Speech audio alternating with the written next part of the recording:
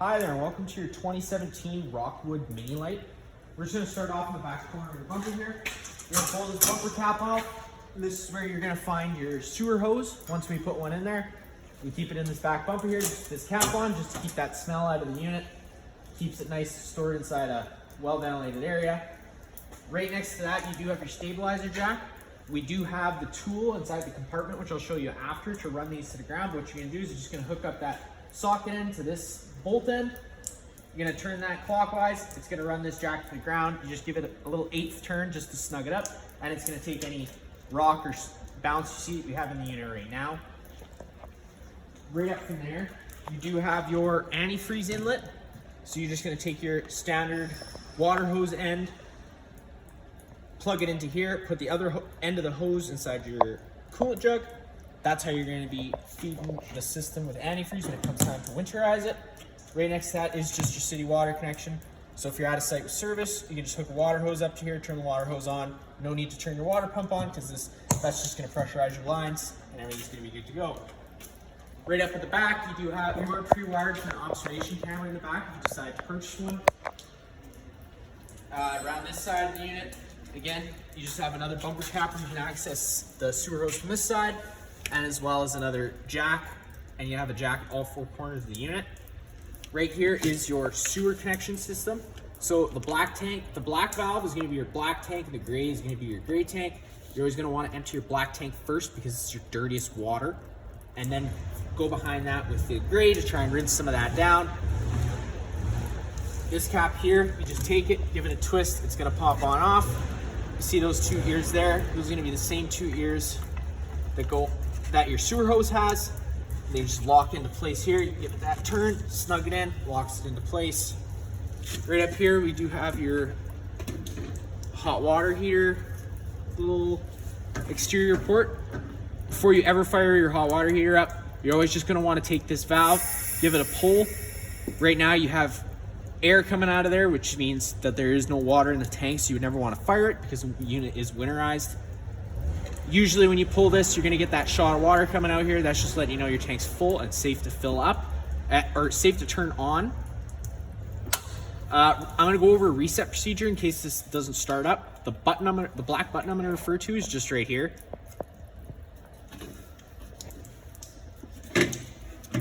Right here is just another port to connect a hose to. It's called a black tank flush.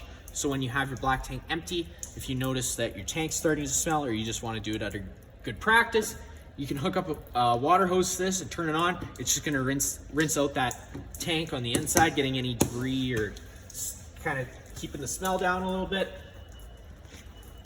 Right next to that is just your exterior shower. So you'll get a key like this with your RV. Stick this key in there, give that a turn, it's gonna pop open. You got a shower head with hot and cold water. Right here is just your fresh water inlet. So if you're at a site that doesn't have water on site, fill this up at the nearest tap, and that's where your water pump draws off of. Cable satellite inlet. This is just a service port for your fridge, nothing to really worry about here.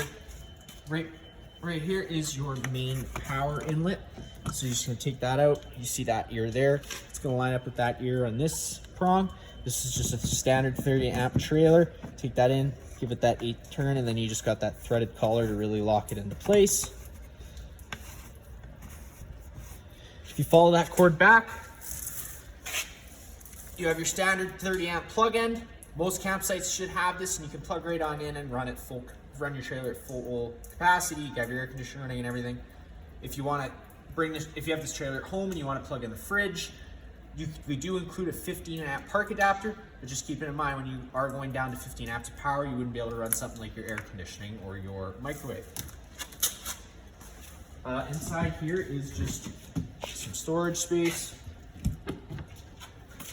Straight down from there, you do have a little valve here. You open up that valve, that is just your fresh water drain.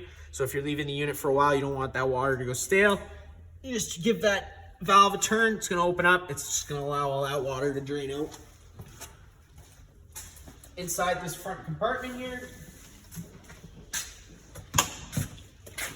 we do include a standard water hose as well as that 15 amp park adapter I told you about. So that would be the plug end you'd stick into your house, and that's the one that plugs into the trailer. This is the tool for your jacks that I was telling you about. And then this is just a manual override for your front ton jack. I'll show you how that works in a second.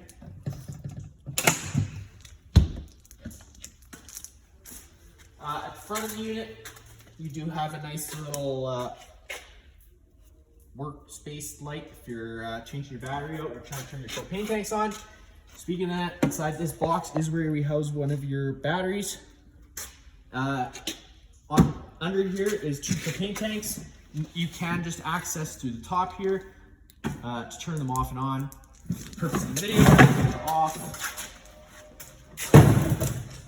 You will notice you do have this little white valve here.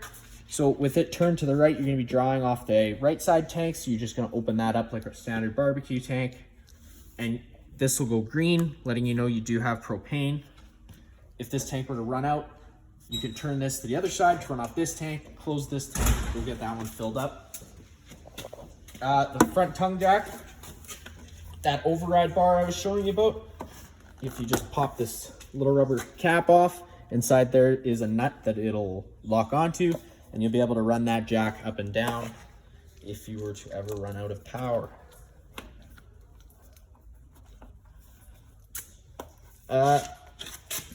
In the front for switches, you just got 2 switches, on and off for the light, and up and down for the jack. And around this side of the trailer, you do have 2 storage compartments. You got your 2 exterior speakers as well as a porch light. You got 2 standard 110 plugins. As well, you do have a little propane quick connect. So if you wanted to hook up your barbecue or anything else, you don't have to have a separate tank for that. You can just run this out to whatever you want to hook up to. Turn this valve on. It's going to open up that flow of propane, just drawing off of your front tank in front of the trailer. And then in the back, you just have one last storage compartment. To get inside the unit, you're going to take this assist handle, push it up, fold it 90 degrees, it locks into place. Grab your stairs, just give it a little pull. The first step pops out, and the next one just folds over. You open up the door, you take a step on the side. On your left is going to be your control panel. You hit that first switch on your left, it's going to turn on your one interior light. They call it whatever light. All your other lights are on their own center push buttons, so you can turn them on and off as you please. Next to that, you do have your porch light. That's just going to turn on your one orange light outside the unit here. And then you have what's called a scare light. That's just hooked up for the awning LED light. You hit your slide out button, hold it down, it's going to make its way out. Always making sure that you have room on the other side to open up that slide, and always making sure whenever you bring it in that you don't have anything blocking its way.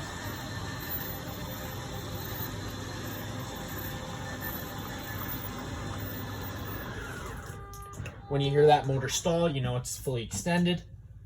You do have your monitor system, so you got your gray, your black, your fresh, and your battery. So when you push the battery button, it's going to go low, fair, good, and charging. We're currently charging because we're plugged in. And then you have your fresh tank, which goes empty, a third, 2/3 full. Same thing with your black and your gray. You got your water pump switch, so you turn that on. It's going to turn on your water pump, which draws from your fresh water tank. And then you have your water heater control button, so you can either fire up that water heater on electric or gas, depending on what you want to do. If you do fire it up on gas, you're going to turn it on, you're going to see that DSI fault light come on. Once the heater is going to try and light itself 3 times. If on the 3rd try it doesn't light for whatever reason, this DSI fault light's going to come on. If that's the case, just turn this switch off, go to your exterior water tank access, hit that black button I showed you earlier, and then come back in here and hit that hit this switch back on again. It's going to try and relight itself. If it doesn't relight itself on the 2nd time, maybe give us a call. That's all I'm going to show you there. On this side of the trailer, right behind this curtain, you do have a fire extinguisher. That's going to be simple. Pull the pin and shoot. You got windows on each side. You have storage on each side of the bed, as well as a little 12-volt charging station and a regular GFI plug underneath that.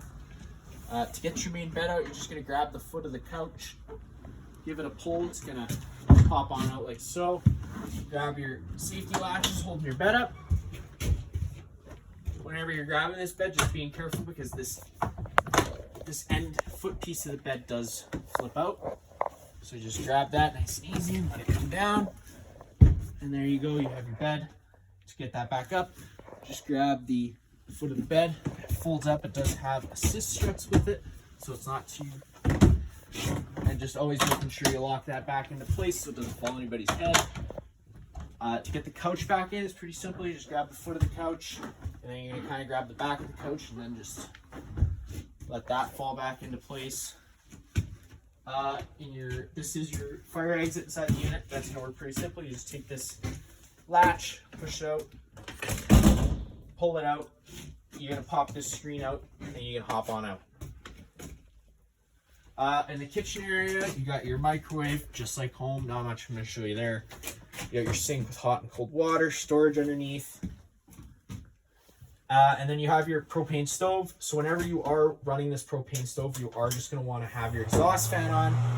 Just allowing those fumes to evacuate the unit. Flip this glass cover up carefully because it is glass. The top, you turn it to light/high. You hit this spark arrestor. It's going to light up the stove. To get the oven to light, you just fold this down, turn this knob to pilot and /on, and hold it. Take your lighter choice. Hopefully mine works. There's going to be a little thermocoupler in the back there. Just hold your lighter over it for a second. Sometimes it does take a minute just to clear the air out of the propane lines. And there you go. So now you are... Oh, I don't.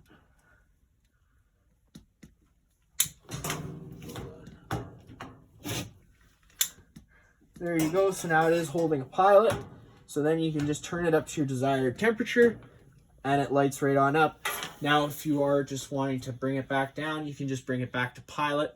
Personally, I just like turning it right off and relighting it.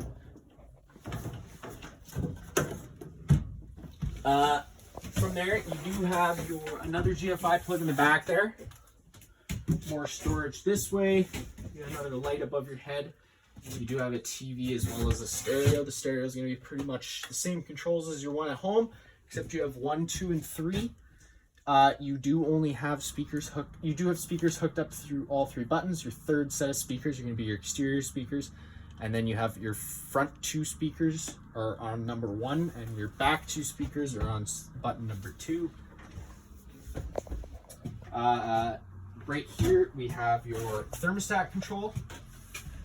So you do have your temperature setting on the top here, and then you do have your system control as well as a fan control.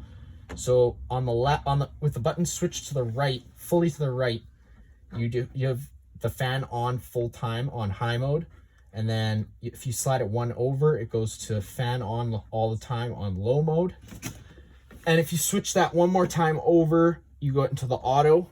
So auto is just going to make it be an on-demand system, so it'll kick in and out as needed. And then with your system controls, in the middle is going to be off. If you hit it to the left, you're going to turn your fan on. Now that's just the fan moving air. There's no cooling or heating involved. And if you hit that switch fully to the left, that's when the the cooling gets involved. You do have 2 options with your fans here. You can have it distributing all its air into the living space, or you can turn these louvers closed and it's going to start moving its air through all the ceiling ducting you see throughout the unit. And then for the heater, you just turn that over to the right. It's going to turn the heater on. The heater is located just on the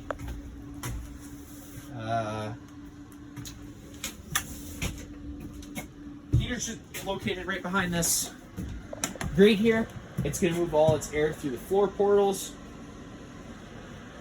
Whenever you do have that heater running, just know that it is propane. So if your carbon monoxide sensor starts going off, you are just going to want to open up all the windows in the unit, turn off the main supply of propane. Whenever you turn the system off, whenever it's on the heater is still going to run for about 30 seconds just to let itself cool down as a safety feature. Don't panic. You do have your main dinette area. This also can be made into a bed. You just got to fold your table legs in, and you have these ledges that the table sits on. You just take your back cushions to fill in the middle, and you have another bed. Inside here is your bathroom. You got your light switch right in front of you. Medicine cabinet. You got a sink with hot and cold water with storage underneath. Right here is your main GFI plug. So if you ever have a plug that doesn't work, this would be the first place I would check. You got test on the bottom, reset on the top. Storage space. Behind this door, you do have a full toilet, shower, as well as a little bit of storage. The shower has hot and cold water. And then above my head here is your fantastic fan. The way that works is you just push that in to unlock it. Or sorry, you push it in to lock it, you pull it down to unlock it. If you spin that counterclockwise, it opens itself up. You got your fan on button, so you got 1, 2, 3, 4. So every time you hit that button, that fan's just gonna get a little faster. Turn that fan off, you just hit the fan off button. Always just making sure you close this back up and lock it in place whenever you're traveling. That's gonna be about all I'm gonna show you for this